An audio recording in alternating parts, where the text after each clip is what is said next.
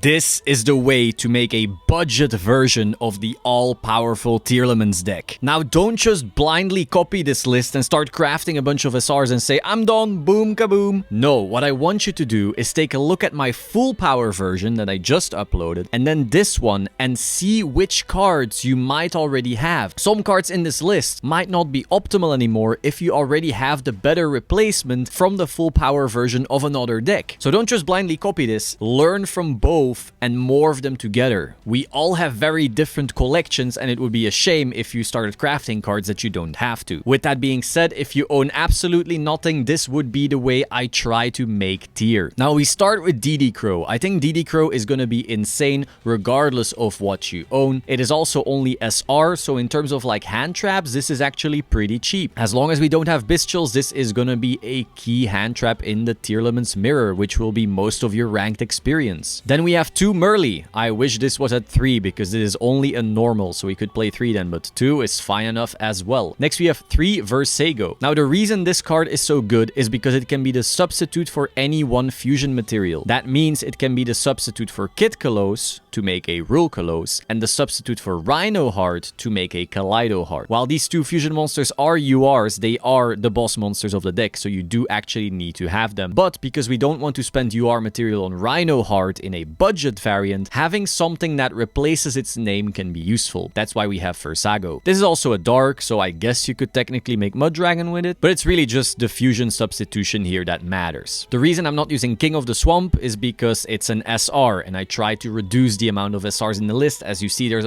quite a few in here already. Now, if you own King of the Swamp, of course, that's better than Versago. And if you own Rhino Heart, of course, you can also start reducing the number of Versago. But hey, if you're on a complete budget, rares are really easy. Next, we have 1 Ash. The only reason I have 1 Ash in here is because I assume you already got the bundle deal, which gives you 1 free Ash. If you didn't, do not go and craft an Ash for this deck. While Ash is a great staple that you will probably use for many years to come in many decks, Ash is actually not that insane this format, which is really weird to say because it's great against Maxi and so forth. But honestly, I don't know, against tier purely as a deck, it's just not that impactful. Next, we have 2 Hofness, which is of course another name. If we could play 3, we would, but we can't. Next, we have Danger Mothman. Now, Dangers actually work pretty well with Tearlaments, and since this is a normal, and it's a level 4, and it's a dark, it's actually just the perfect card to pair in a budget tier deck. You can make rank 4 plays, you can make dark, and when these Dangers discard any of your tier cards, you will actually start triggering effects. They can also discard Agido,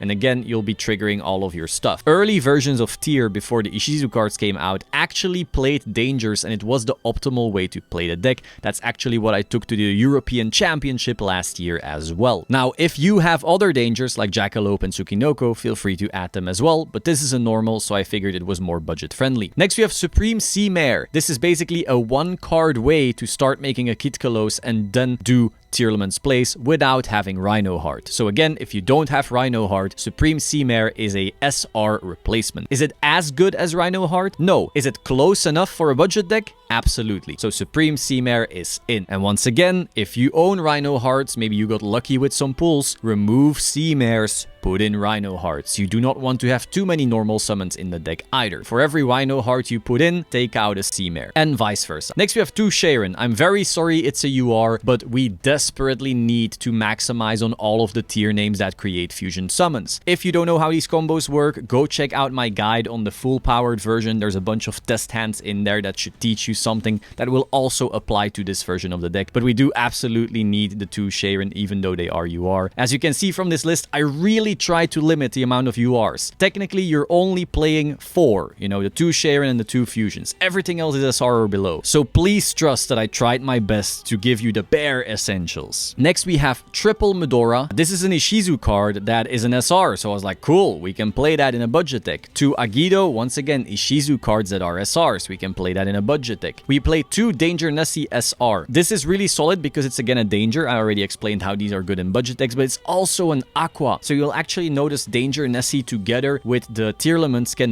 make the tier fusions, because the Tearlament Kid Kalos requires an Aqua monster, and Tearlament's Kaleido Heart requires 2 Aqua monsters. So Danger Nessie is actually an even better fit. Now, I didn't put 3 in because it's technically still an SR, and I don't want you crafting a billion SRs for a budget deck either. So if you don't have the material to make a bunch of SR Nessies, feel free to just make, 3 Mothman. That's fine as well. Again, it just depends on how much material you have, how much you want to commit to this deck. Feel free to just play only the 3 Mothman as the dangers if you want, and just say, fuck the Nessie, I don't want that. I'll only make the essential SRs, let's say. But it is really solid in the deck, I do have to say. Again, for the European Championship tier deck I played, and some of the best players, in the world were playing that in that same room as well, Danger Nessie was a key card. Then we have Polymerization. This is just a cool way to make some tier fusions happening, especially if you already opened Versago. Like, you could literally go activate Polymerization, fuse like Versago together with a tier name, that would make a Rule Colos, then the tier name would trigger, it would fuse into something like Mud Dragon. If you have another Aqua like Danger Nessie, it would go into a Kid Kalos, get a bunch of combos. So like, Poly is just a really solid thing. Also because someone might like imperm a Kid Kalos and then going, haha, I got a Poly already, and keep on playing on. It's also a normal, so again, for a budget deck, this is going to be really solid. And of course, if you already own King of the Swamp, replacing Versago with King of the Swamp and then already having the Poly is really solid as well. I wouldn't play more because it can get bricky, but this plus a tier name, and usually you can make some cool plays. Of course though, if you have some of the cards already in the full power build, feel free to take this out, then you probably have enough starters already. And we have 2 Foolish Burial Goods. I really like this as a replacement for the field spell. So if you're looking at the full power deck, you notice, damn, that field spell can search for any tier name in the game. So you activate that and you go, I need a Rhino Heart. You activate that, you go, I need a Sharon. You will always have it. You don't have that in this deck because the field spell is a UR. It's a powerful UR, but if you put the field spell in, suddenly you're like, well, it's only a one-off. Now I also need Terraforming to search it, but that's also a UR. That's 2 URs already. That's 50% of the URs I put in this deck. So instead of doing that, I'm playing Foolish Burial Goods. Now, why is this the same? It says send a spell or trap from your deck to the graveyard. Okay, why is that the same? Well, if you send Sulik, it says if this card is sent to the graveyard by card effect, add 1 Tearlaments monster from your deck to your hand. So activating a goods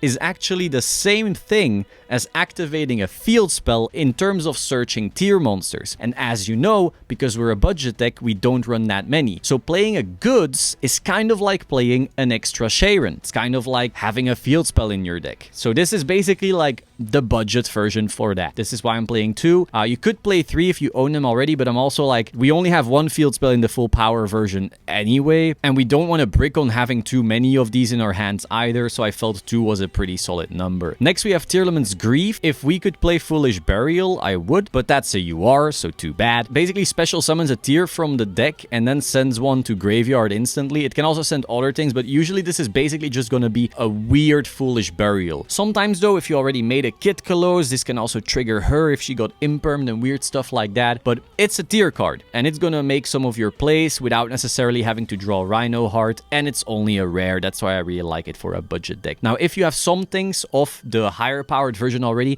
this would probably be one of the first cards I cut to 2, just so you don't start bricking on multiples. Once again, in a budget deck, we don't have the luxury of playing cards that you always want to run 3-offs. Most of this stuff you want to run lower copies of, so you definitely aren't bricking on technically weaker cards. But still, for now, again, purely budget, this is definitely still a fine card. We also saw YCS being won by a tier Sprite, which was also running this card. Next, we have Triple Forbidden Chalice. This is just a generic going second card. You can negate something on the board with it. If your opponent is playing Abyss Dweller in the draw phase, they try to activate Dweller, you go Chain Chalice, negate. Cool. Now you're not under Dweller and you can actually play the game. 1 Heartbeat, again, because the full power tier deck is so powerful, because when it starts milling, a bunch of good things start happening for you. In this deck, we don't have as many powerful mills. We don't have the Kelbecks, we don't have the Rhino Hearts, we don't have all this cool stuff to mill, but we can add other cards that are still pretty cool to mill, just not as powerful. So for that reason, Tearlaments Heartbeat, because it says if it's sent to the graveyard, target a tier trap in your grave and add it to your hand. We also play a higher count of tier traps, so usually your Heartbeat is gonna add back a card, you're gonna plus, you're gonna have a better field because of it, and it's not bad going second either, or even going first. It says target a spell or trap on the field, shuffle them into the deck, then send one card from your hand to the graveyard. So this is gonna get rid of an annoying spell or trap, but then it's also gonna activate a tier name, or a Yugioh, something along those lines. So Heartbeat is just, you know, solid spell trap removal that also activates tier names, that also is a good mill. That's why we're playing 1. This is definitely not something we ever want to draw multiples of though, so that's why it's only at 1. And also it's once per turn, so if you mill multiples, it won't be doing anything good for you either. Next one, Imperm. Imperm is in my opinion the best hand trap in the tier format, but the only reason I actually put one in here is because I assume you already own one from the bundle deal. Again, if you don't own this, do not craft this. Again, I really like this card. It's going to be good for many years to come, so I don't think it's a bad craft or anything. But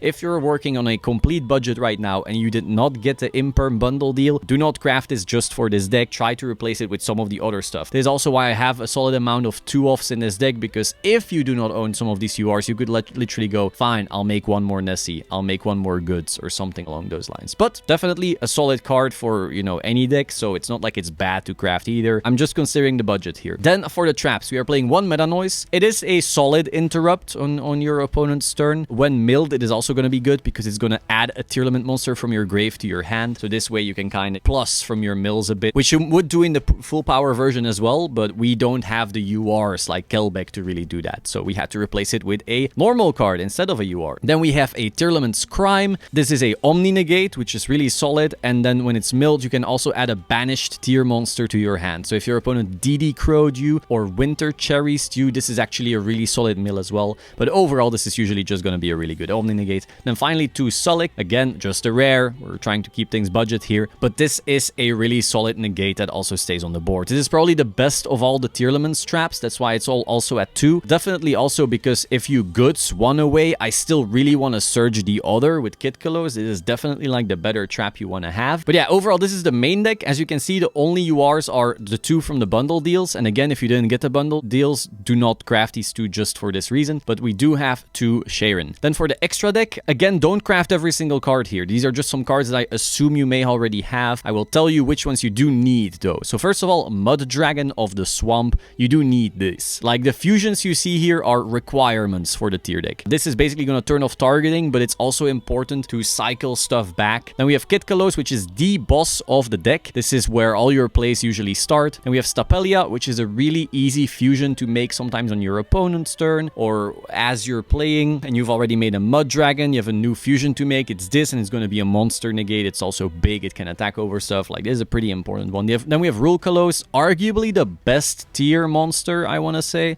Like once you make this, your field feels much more solid. It also has follow-up. It's basically like if Destroyer Phoenix Enforcer had a wife. It's this card. And then we have Kaleido Heart. This card I was considering maybe not putting in the deck. I was like, we don't have Rhino Heart anyway, but then I saw, damn, we have Versago. Okay, fine, we'll play Kaleido Heart as well. This is still really solid for going second. Insane if you can make it on your opponent's turn. And for that reason, I did want to include it. Together with Grieve, this can also be sick. Like overall, I do like Kaleido Heart. It is a solid tier card. Then we have Evil Swarm Nightmare. I was thinking, oh, this is pretty cool because it's a negate. So while we're not spending the UR material on Time Thief Redoer or Exiton Knight or Abyss Dweller, if we can get out like a Mothman with a Sharon or a Mothman with a Mud Dragon or a Sharon with a Mud Dragon, again, you call it dark, then you can just make an Evil Swarm Nightmare and you got another negate on your board. So that's why I figured, okay, cool, we can add that. One Minerva, because if we get stuck on level 4s on the board, we can at least turn them into 3 more mills, which might get us going. You know, so this is for those soft bricks where you maybe special summon the Medora, maybe activated the Danger or something like that, and you're not quite there yet. You might just go overlay, mill 3 more, and hey, maybe then our tier plays are starting. It's also just SR. Then we have Bagushka. If people are dimension shifting us, we can just go here, a Bagushka, maybe you can't doubt it. Then we have 1 Zeus. Okay, so if you don't have the crafting material, don't make this. This won't break the deck, but I do think since we can make rank 4 so easily, this is really solid to have access to. It will sometimes define the tier games and so forth. And it's also so generic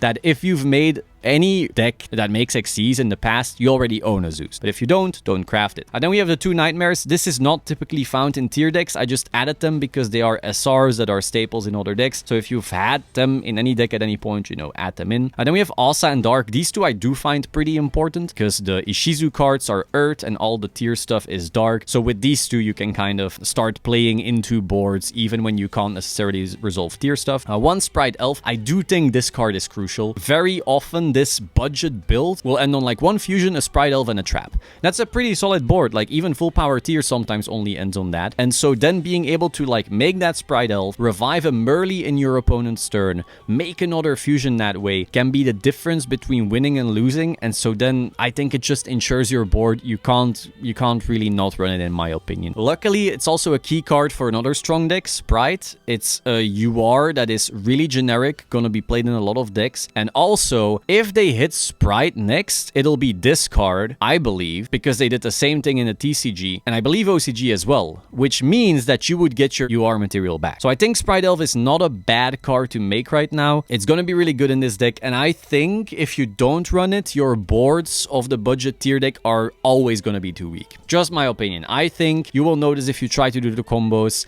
like you're usually gonna make a Kit Kolos, which is gonna search a Merly, gonna special summon a Merly, you're gonna get some mills, hopefully make one more thing, you know, you'll have like a rule Kolos out of that, and then you can make an elf with a Merly and a body and have that rule Kolos still on your board. Having that elf protecting the rule, getting back a Merly in your opponent's turn, maybe making a Kaleido Heart, spinning something back, that is going to be the difference between winning and losing. And so I do think the Sprite Elf is going to be important. Finally, Raster Liger. Do not craft this. I got this thing for free, so I'm assuming other people did as well. But this is dog shit. However, what it is the most budget version of Access Code Talker. All this card does is get big. So you start playing into a field without tier cards necessarily, maybe because you got locked out of your grave because of Abyss Dweller, or you just have a lot of link material because of the dangers and the Ishizu cards and so forth. Maybe your mills didn't go quite right. Again, you're just playing a vanilla game, but this deck can still then make bodies. You do that with Dark and Asa and all this nice stuff. You could make a Raster Liger and then go for OTK that way, or attack over important stuff that way. That is what the Access Code Talker does in the pure version. That's what the Raster Liger is doing in the budget version, but only if you got this card for free before. If you didn't, do not make this. This is dog shit.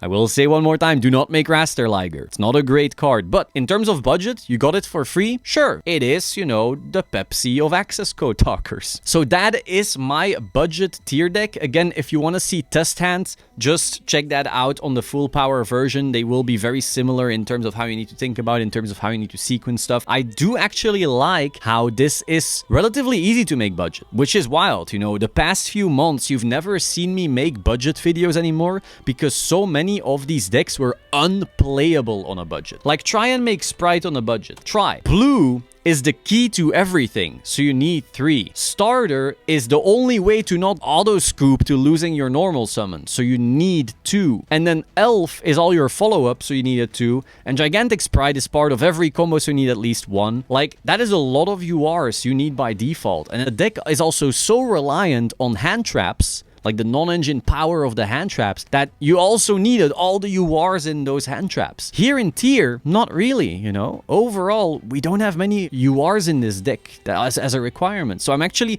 relatively happy if you're trying to play budget that you can start on a budget. Is this as optimal as a full power? Of course not. Duh. But I don't know. I like how close we are still getting though. So I hope you found this interesting. Be sure to like, comment, subscribe, and I will see you soon. Ciao.